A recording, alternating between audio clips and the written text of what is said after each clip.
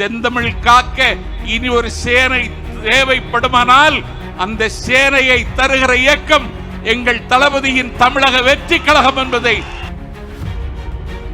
மொழிக்காக மூண்டெழுந்த போர் உலக வரலாற்றில் எந்த நாட்டிலும் இல்லை. பட்டுப்பூச்சிகளின் பிரதேசம் வியட்நாமில் பௌத்தத்திற்காக புத்த பிட்சுக்கள் தீக்குளித்தார்கள். ஆனால் மொழிக்காக தீக்குளித்த மரபு தமிழர்களுக்கு மட்டுமே உரிமையுடைய போர் இந்த போர். நாங்கள் இந்திய ஆதிக்கத்தை எதிர்க்கிறோம், இந்தி என்கிற மொழியை எதிர்க்கவில்லை. Hindi is a symbol of domination. Hindi is a symbol of Delhi. Hindi is a symbol of religion. Hindi is a symbol of Manudharma. Hindi is a symbol of disintegration. Hindi is a symbol of discrimination. இந்திய அநீதியின் சின்னம், ஆதிக்கத்தின் சின்னம், மதத்தின் சின்னம், மனுதர்மத்தின் சின்னம், பிரிவினையின் சின்னம். அதனால் நாங்கள் எதிர்க்கிறோம். என்னுடைய தமிழ் மொழியின் மீது மேலாதிக்கம் செலுத்துவதற்கு உன்னுடைய மொழிக்கு எந்த தகுதியும் இல்லை என்பதை வரலாற்று ரீதியாகவும் லிங்குஸ்டிக்ஸ் மொழியியல் ரீதியாகவும் நாங்கள் எந்த மன்றத்திலும் நிரூபிக்க முடியும். ஆனால் இந்த மொழிக்காக தங்களுடைய ஆவியை என்றைக்கு அவர்கள் துறந்தார்கள். இங்கே தலைவர் அவர்கள் மலரஞ்சலி செலுத்தினாரே 1938 தலைநகர் சென்னை சிறைச்சாலையில் தாளமுத்து உயிர் துறந்தான், நடராஜன் உயிர் துறந்தான். 1965 மொழிப்போரில் கீழப்பழுவூர் சின்னசாமி அண்ணாவினுடைய சிலையை அரவணைத்துக் கொண்டு கங்கா ஜலம் கொண்டு அம்பாளுக்கு அபிஷேகம் செய்வதைப் போல தன்னுடைய தேகத்திற்கு தானே பெட்ரோலை ஊற்றி தானே தன்னுடைய தேகத்திற்கு தீயை பற்ற வைத்து முத்து பற்றி பிடித்த தீ ஜுவாலை விட்டு கொழுந்து விட்டு எரிய என் பெருமைக்குரியவர்களே, முத்து பற்கள் வெடித்து சிதற, மோகன முடி கருகி சுருள, வறண்ட வயலை போல உடம்பு பாலம் பாலமாக வெடிக்க, உடம்பிலிருந்து தண்ணீர் ஆறாகி ஒழுக, நிற்க சக்தியற்று நிலத்தில் சாய்ந்து கீழே விழுகிற பொழுதும் ஆதிக்க இந்தி வீழ்க, அன்னை தமிழ் வாழ்க என்று மொழிந்து கொண்டே அவர்கள் அன்றைக்கு முடிந்து போனார்கள். கீழப்பழுவூர் சின்னசாமியை தொடங்கி விருகம்பாக்கம் அரங்கநாதன், கோடம்பாக்கம் சிவலிங்கம், கோவை ஆரோக்கியசாமி, பீளமேடு தண்டபாணி, ஐயம்பாளையம் ஆசிரியர் வீரப்பன், விராலிமலை சண்முகம், கீரனூர் முத்து, சத்தியமங்கலம் முத்து என்று அன்னை தமிழுக்காக ஆவி துறந்தார்கள்.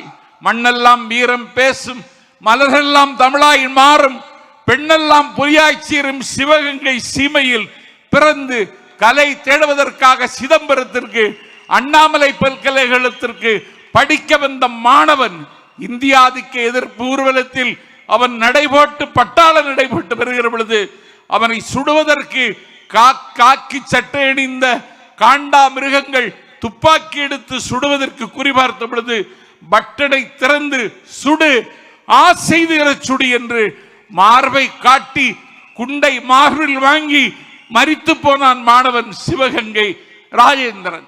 நஞ்சறிந்தி செத்தான் மாயவரம் சாரங்கபாணி. உயிரற்ற உடலோடு உடையார்பாளையத்தில் மரத்தில் தொங்கினான். அந்த மொழிப்போர் தியாகிகளை நான் இன்றைக்கு கொண்டாடுகிறோம். சேனை ஒன்று தேவை, சேனை ஒன்று தேவை, செந்தமிழ் காக்க சேனை ஒன்று தேவை என்று பாடினான் பாரதிதாசன். செந்தமிழ் காக்க இனி ஒரு சேனை தேவைப்படுமானால் அந்த சேனையை தருகிற இயக்கம் எங்கள் தளபதியின் தமிழக வெற்றி கழகம் என்பதை மத்தளம் கொட்டி வரி சங்கம் நின்றூதி நான் இன்று சொல்லுகிறேன். அந்த சேனை எங்களிடத்தில் தான் இருக்கிறது. நீங்கள் இந்திய எதிர்ப்பதாக நாடகம் போடுகிறீர்கள். 40 நாடாளுமன்ற உறுப்பினர் உங்களுக்கு இருக்கிறார்கள். நான் கேட்கிறேன், அன்டெமோக்ராட்டிக் கண்ட்ரி, அன்சிவிலைஸ்டு பீப்புள் என்று இந்தியாவினுடைய மனிதவள மேம்பாட்டுத்துறை அமைச்சர் நாடாளுமன்றத்தில் பேசினார். என்ன எதிர்வினையாற்றுகிறீர்கள்? எம்பி என்றால் யார்? He is one of the DMK that have invaded Delhi. டெல்லியோடு மோத, டெல்லியோடு யுத்தம் செய்ய, டெல்லியில் குவிந்து கிடக்கிற அதிகாரங்களை உடைத்து நொறுக்குகிற படைக்கலன் நான் ஒரு எம்பி. அந்த கடமையை செய்தீர்களா? நாடு பார்த்து கொண்டிருக்கிறது. உங்கள் நாடகம் முடிவுக்கு வரப்போகிறது. துரியோதனன் வீழ்ச்சி அவன் தொடையில் இருந்தது. சராசந்தன் வீழ்ச்சி அவனுடைய உடலை மாற்றி போடுவதில் இருந்தது. இதயத்தை கீழே இறக்கி வைத்த ஹிட்லரின் வீழ்ச்சி ரஷ்யாவின் கடும் குளிரில் இருந்தது. அதிசயம் 1000 செய்த ஜப்பானின் அன்றைய வீழ்ச்சி அணுக்குண்டில் இருந்தது. ஒரு வல்லாதிக்கத்தின் வீழ்ச்சி அண்ணாவின் சென்னாவில் இருந்தது.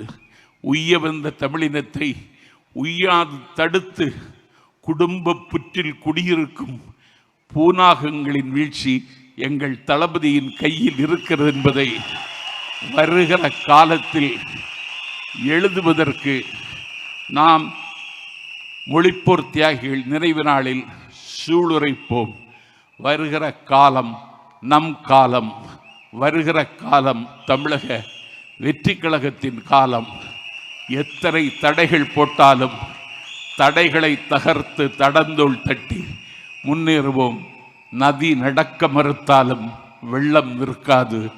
தேதிகள் கிளிவிட உடன்படாவிட்டாலும் நாளை நடக்கும்.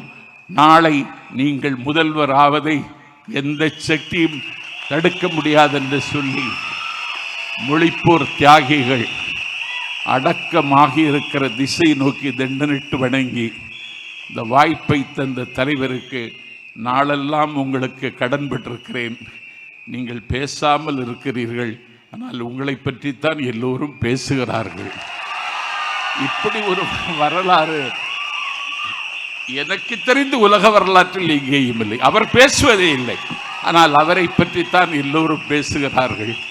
கானப்பறவையின் கலகலை என்று சொல்லக்கூடிய ஓசையும், தயிர் கடையர் பொழுது வருகிற மத்து ஓசையும், மதகை உடைத்து கொண்டு வருகிற தண்ணீரின் ஓசையும், உழவன் பாடுகிற அந்த ஓசையும், ஆலயமணியின் ஓசையும், எல்லா ஓசையும் விட இப்பொழுது நல்ல ஓசை விசில் ஓசை.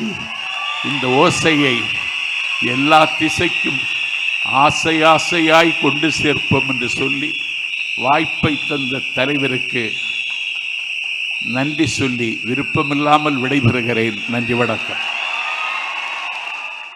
செய்திகளை உடனுக்குடன் தெரிந்து கொள்ள கீழ்கண்ட கேபிள் மற்றும் டிடிஹெச் நெட்வொர்க்குகளில் எம்நாடு செய்தி தொலைக்காட்சியை காணுங்கள்.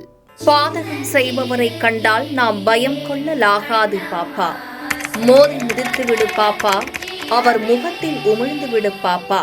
அண்மை செய்திகளை உடனுக்குடன் தெரிந்து கொள்ள இணைந்திருங்கள் எம்நாடு தொலைக்காட்சியுடன்.